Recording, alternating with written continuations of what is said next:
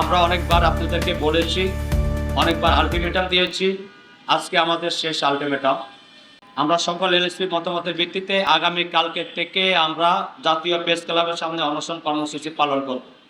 বুধবার long March two সচিবালয়ে আমরা সচিবালয়ের অভিমুখী হব।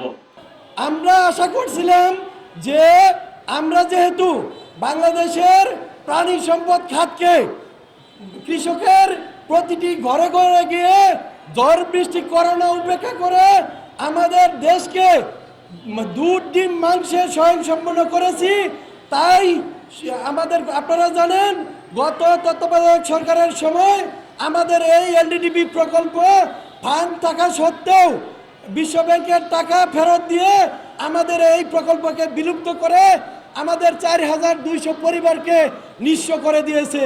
কিন্তু আমরা অনেক আশা নিয়ে ছিলাম যে আমাদের জননেতা তারেক রহমান, তারুণ্যের অহংকার দেশনায়ক তারেক রহমান, সে রাষ্ট্রনায়ক হয়ে যেহেতু দেশের দায়িত্ব নিয়েছে, সেহেতু আমাদেরকে একটা কর্মের সংস্থানের ব্যবস্থা করবে।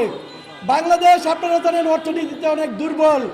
এই অর্থনৈতিক দুর্বল যেহেতু কৃষিখাতে সরকার অনেক ভর্তুকি দেয়, কিন্তু দুঃখের বিষয় আগে দুধ ডিম মাংস বিদেশ থেকে আমদানি করা হতো, কিন্তু বর্তমানে আমাদের উৎপাদিত পণ্য দেশের চাহিদা মিটিয়ে বিদেশে রপ্তানি করে দেশের অর্থনীতিকে অনেক অনন্য উচ্চতায় নিয়ে যেতে পারে।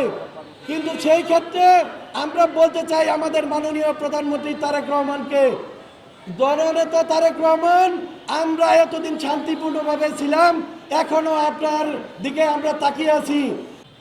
মাননীয় প্রধানমন্ত্রী মহোদয়, আপনার কাছে বিনীত অনুরোধ করছি 1 মাস যাবত।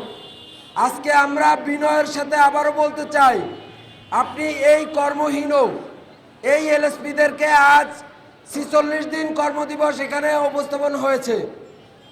আমি উদাত্ত আহ্বান করব মাননীয় প্রধানমন্ত্রী, মন্ত্রী মহোদয় এবং প্রাণী সম্পদ প্রতিমন্ত্রী মহোদয় এবং সচিব মহোদয় এবং ডিজি মহোদয়, আপনাদেরকে দৃষ্টি আকর্ষণ করে বলছি, আপনারা এই এলএসপিদেরকে অবহেলিত চোখে না দেখে একটু বিনয়ের সাথে এই এলএসপিদের কর্মক্ষেত্রটা ফিরিয়ে দিবেন এবং এই এলএসপিদেরকে দুর্ভোগ দুর্দশা থেকে রক্ষা করবেন। আমাদের দাবি আদায় না হওয়া পর্যন্ত আমরা রাজপথ ছাড়ব না।